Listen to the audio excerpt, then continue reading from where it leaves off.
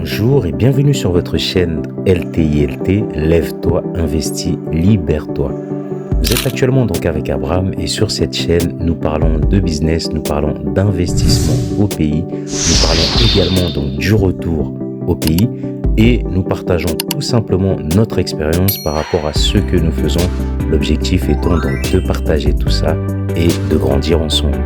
Voilà, donc si vous avez des idées, n'hésitez pas et surtout commentez, likez et abonnez-vous tout en partageant. Merci. Bonjour à tous et bienvenue donc sur votre chaîne LTILT. Aujourd'hui, j'ai le plaisir à nouveau d'accueillir Racha et merci donc à tous pour l'accueil que vous lui avez réservé. Et aujourd'hui, on va tout simplement donc aborder un sujet qui est crucial vraiment pour l'Afrique. La montée des prix des matières premières. Ce phénomène qui prend de l'ampleur avec les crises économiques et géopolitiques a des répercussions importantes, surtout sur nos économies africaines. Alors Racha, qu'en penses-tu? Salut tout le monde, c'est un plaisir d'être à nouveau parmi vous. Pour ce qui est de la flambée des prix des matières premières, c'est un phénomène qui touche durement l'Afrique. Nos pays sont fortement dépendants de l'exploitation des matières premières, mais paradoxalement, cette hausse de prix nous fait plus de mal que de bien.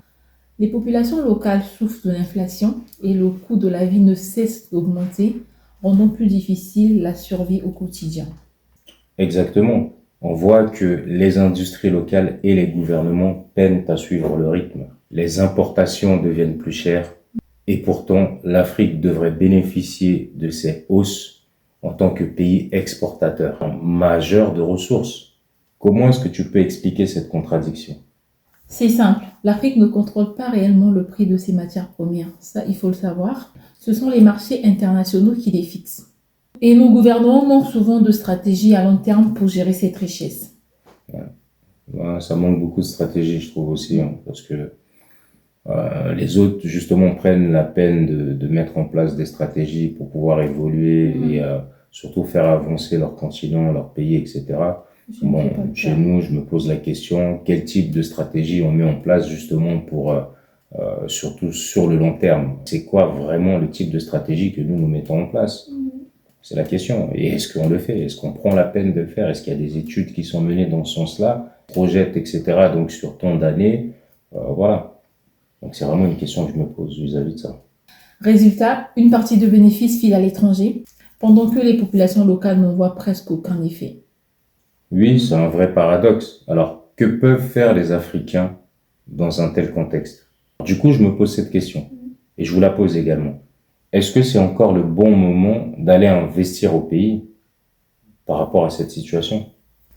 Pour tous ceux qui hésitent à investir, c'est le moment de repenser à des projets locaux, car la demande de ressources ne va pas baisser de sitôt. Des solutions locales pour des défis globaux, en somme. Merci Racha pour cet éclairage. Et vous, qu'en pensez-vous?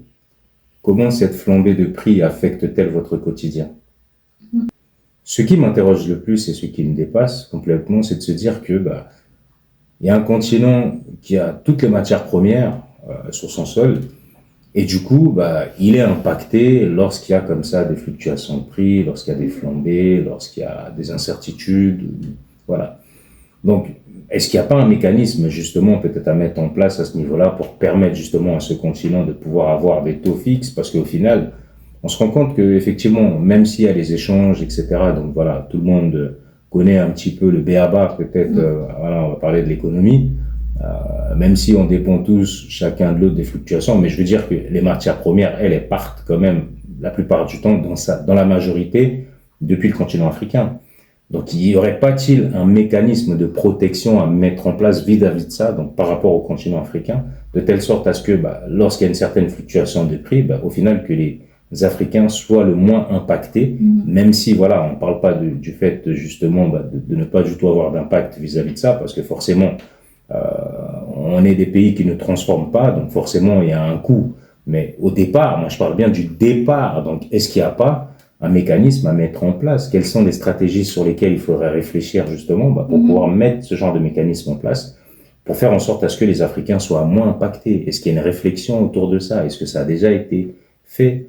c'est une question, c'est l'interrogation, parce que moi, ça me dépasse un peu, en fait, de cette manière. Et c'est pas normal. C'est juste pas normal. Donc, je me pose cette question. Y a-t-il pas un moyen, justement, de pouvoir freiner cette hausse de prix, on peut parler de manière globale à tout le monde, voilà, freiner cette hausse de prix lorsqu'il y a justement, ce type de crise qui arrive.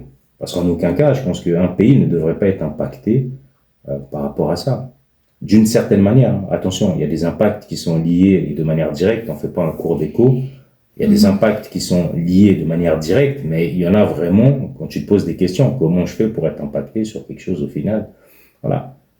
Bon, on voit les impacts, par exemple, sur le blé qu'il y a eu, etc. Donc, lorsqu'il y a eu, pendant ces conflits-là de ces deux pays. Mais voilà, ça, c'était parce qu'il y avait une forte dépendance de ces pays-là, justement, par rapport à un produit. Et là, c'est juste normal qu'ayant des conflits sur ces deux territoires, que forcément, que ça puisse impliquer justement une hausse de prix, parce que voilà, parce qu'il y a une pénurie, parce que le transport deviendra plus cher, parce que voilà, il faut sécuriser, etc., etc. Ça, c'est pour les pays justement qui dépendaient à 400%, j'ai envie de dire, du blé, voilà, pour ne pas le citer. Bon. Moi, là, c'est la question vraiment que je me pose. Et à ce sujet, la même question qui revient à chaque fois, donc y a-t-il pas, de manière globale, des stratégies à mettre en place justement de ce côté économique? Non? Qu'est-ce que t'en penses, toi? Non, mais qu'ils essaient de gérer, de gérer les choses seuls, qu'ils attendent pas après les gens, parce qu'on a tendance à être assisté et on veut que les gens ils fassent des choses à notre place. Les gens ils font un peu ce qu'ils veulent de notre continent.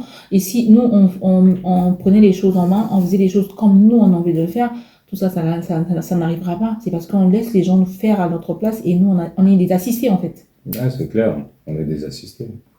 On a trop souvent été assistés, on est assisté surtout, on est assisté. Et on se plaint parfois, on dit que non, mais en réalité, on est assisté. Bah oui. Parce que moi, je me pose la question, vraiment, est-ce qu'on n'a pas plus de stratégie que ça? Est-ce qu'on n'est pas capable aussi de mettre en place, en face des choses? Parce qu'on passe notre temps finalement à copier ce qui existe. Bah oui. Est-ce qu'on n'a pas, nous, voilà, on a des esprits également penseurs, on a des esprits qui s'élèvent, on ne parle pas forcément, puisque on a bien compris que le mécanisme était fait de telle sorte à ce que, on puisse un petit peu rester en dessous, de par notre faute, pas de par les autres, parce que c'est toujours une histoire d'échange, etc. T'arrives, tu maîtrises pas les prix auxquels tu vends un produit, tu as un bon commercial devant toi, vous faites une négociation, c'est celui qui est le meilleur qui va l'emporter. Et donc, reste encore la gestion de ce que tu as pu obtenir comme fonds suite à la vente. Comment est-ce que tu gères ces fonds-là? Donc, mais grosso modo, c'est un petit peu ça, quoi. Grosso modo, c'est un petit peu ça, et je trouve ça dommage parce que justement, aujourd'hui, le monde doit comprendre qu'une Afrique forte, ce serait aussi une stabilité pour le monde. Il faudrait accepter en fait qu'il y ait ce jeu aussi un peu sur le continent. On n'a pas de banque proprement dit, donc des banques niveau je parle bien de banques niveau international, ça veut dire que tu vas retrouver sur les grandes places une banque. Après, pourquoi parler de banque internationale? On peut avoir des grandes banques en fait tout simplement en Afrique. Voilà, ça part de là aussi. Ça part de là, mais bon, ça c'est autre chose. Et ça, c'est un autre sujet. Voilà. Et c'est vraiment autre chose, ça. Est-ce que le jour où on pourra donc gérer l'économie africaine, je pense que ce sera différent. Et ça pourrait également stabiliser le monde, parce qu'il y a des fluctuations, il y a des gens qui partent d'un continent pour aller vers un autre, alors qu'il y a un continent où il faut tout faire. Voilà. Je pense que ça peut également être l'inverse. Donc ça voudrait dire tout simplement que les gens peuvent également partir d'autres continents pour venir travailler également et chercher une meilleure vie en Afrique. Puisqu'il y a tout, c'est un continent qui est riche, c'est un continent qui offre un climat donc relativement bon, c'est un continent sur lequel tout pousse, les terres sont arables et voilà, c'est un continent où en réalité il fait bon vivre. Donc reste à faire pas mal de choses pour le faire évoluer, pour également donc éduquer une certaine population qui fonctionne à sa manière, mais je pense qu'il y a tout à faire. Donc le monde a tout intérêt en fait à voir l'Afrique autrement, en tant que partenaire plutôt économique, etc. et faire monter, plutôt qu'à le voir comme certains ont qualifié peut-être des Africains comme étant des personnes incapables de raisonner, de mettre en place des stratégies, etc. Je trouve ça dommage. Voilà, mais bon, apparemment c'est comme ça et ça c'est pas nous qui allons le changer, hein, mais bon.